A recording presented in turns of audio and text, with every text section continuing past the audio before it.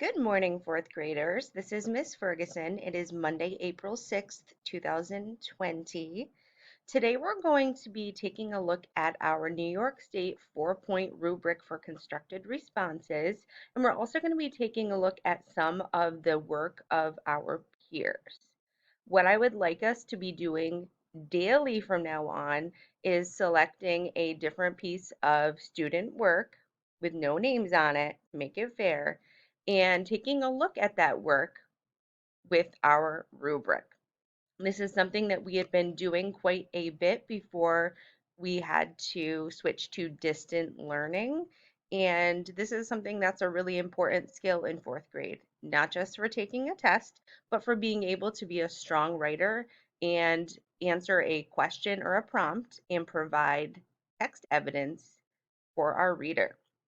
So our learning target today is I can evaluate the work of my peers using the 4-point rubric.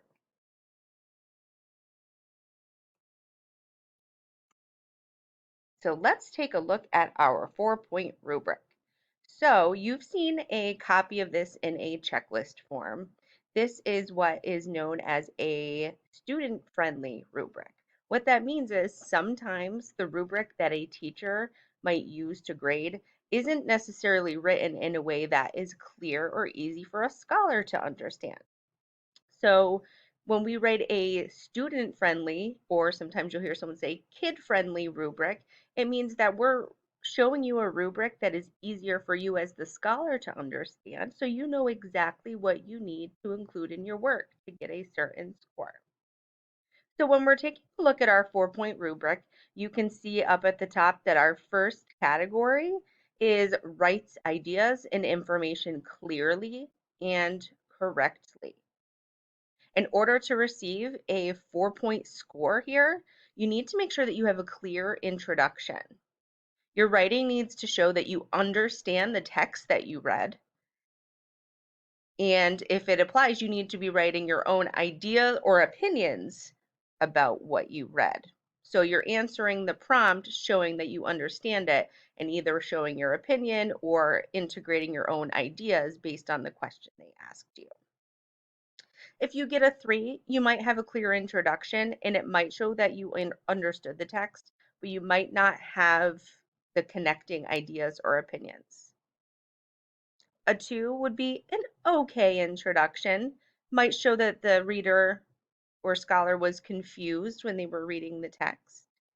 A 1 might show that the introduction doesn't fit the question we're being asked. And a 0 would be basically that there's nothing there or it completely is not related to the prompts. Our second category is writes evidence from the text to support your answer. A 4-point response has many well-chosen details from the text in your answer. A 3 might have some details in the text to support it.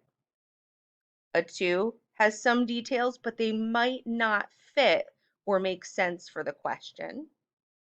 A 1 would have very few details, and if the details are there, they might not fit or make sense with what you're being asked.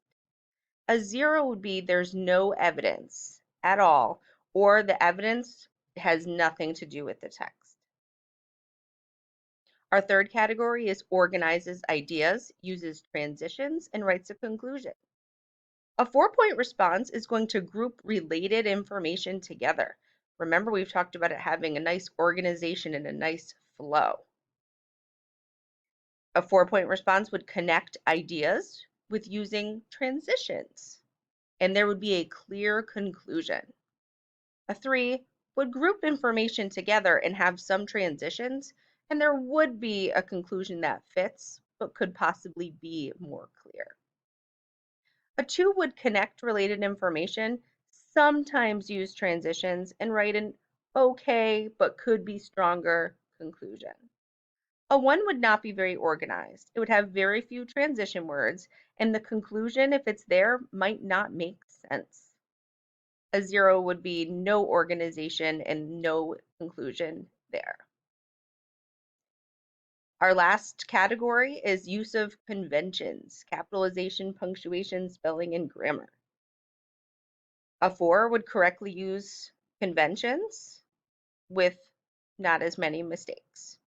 A 3 would usually use conventions with some mistakes, but you can still read and understand your writing. A 2 would have some conventions being used correctly, but there might be mistakes that make it hard to read. A 1 would try to use conventions, but maybe not have them correctly, and there's many mistakes that make the reading difficult to understand. And a 0 would be rarely uses or doesn't use conventions.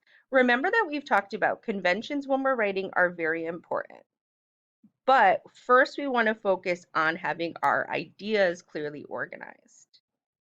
As long as the reader can understand your writing, then that's the most important part, and that's where the conventions come in.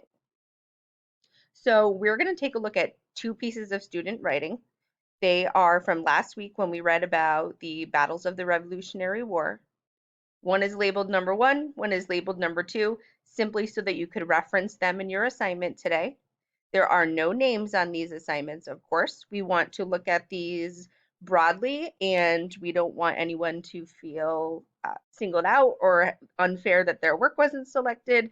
And honestly, it doesn't matter. Whoever it may be, we're looking at the ideas and at the text. It doesn't matter who the person is that wrote it for the sake of this example. So if you remember, our writing prompt from March 31st was name the 3 battles of the American Revolution that we learned about today and tell why each was important. One response I received was, in the American Revolution, there were 3 main battles at Lexington, Saratoga, and Yorktown. These 3 battles were important because they led to American independence in the writing of the Constitution of the United States. During the Battle of Lexington, the British decided to catch Sam Adams and John Hancock because these 2 men were in charge of leading others to fight the British. The Battle of Lexington is also important because it is the official start of the American Revolution. The Battle of Saratoga was important because a British general had an idea on how to defeat the colonies by using the Hudson River to split the colonies in half. However, not all the troops came in order to carry out this idea, so the general did not have enough soldiers to defeat the colonists. The battle at Yorktown was the last battle in the American Revolution and led to American independence. The colonists worked together and surrounded General Cornwallis. General Cornwallis and his troops were greatly outnumbered, and as a result, the British signed a peace treaty and the colonies were free. These are the 3 main battles of the American Revolution and why they were important in making the Americans independent from the British. So that was our first response. Our second one says, the 3 battles of the American Revolution War were the Battle of Lexington and Concord, the Battle of Saratoga, and the Battle of York. These battles were significant because they described the war. The first battle was at Lexington and Concord. This was an important battle as it officially started the American Revolution War on April 19, 1775. The British Army wanted to catch Adams and Hancock in Lexington, Massachusetts. The second battle was the Battle of Saratoga. This battle was a turning point in the war. The British general thought that by splitting up the American colonies by using the Hudson River, that the armies would not be strong enough. But his plan failed, and the British army had to surrender. The final battle at Yorktown was the last battle of the Revolution.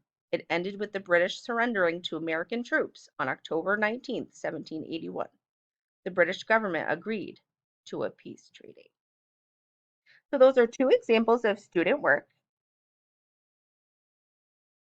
At the beginning of this PowerPoint, you had your copy of the rubric. You can go back and take a look at that at any time, pause the video, take notes, whatever works for you.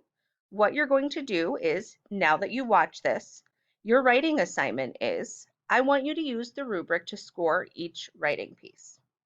I want you to give me specific examples of why you would give each score and tell what you might add or change. So for each piece we looked at 2, I want you to tell me what score you would give and specific examples of why. And If you didn't feel that it was a 4, what could you add or change that might make it stronger? Secondly, you're going to log on to News ELA and complete today's assignment, which is on cell phones in schools and has to do with facts and opinions. And make sure that you submit so that I receive it. You also need to make sure that you are doing your packet work for the day. So you received your distant learning packet in the mail. You need to complete the pages for today, which happen to be pages 106 and 107.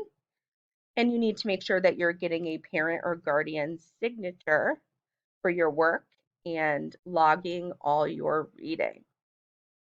I hope you have a great day, girls. I will be making some more check-in phone calls today to talk to scholars specifically to see if you have any questions. And as always, you know how to contact me, either my email or on Class Dojo. And I will be talking to some of you today and some of you tomorrow. Have a great day, girls.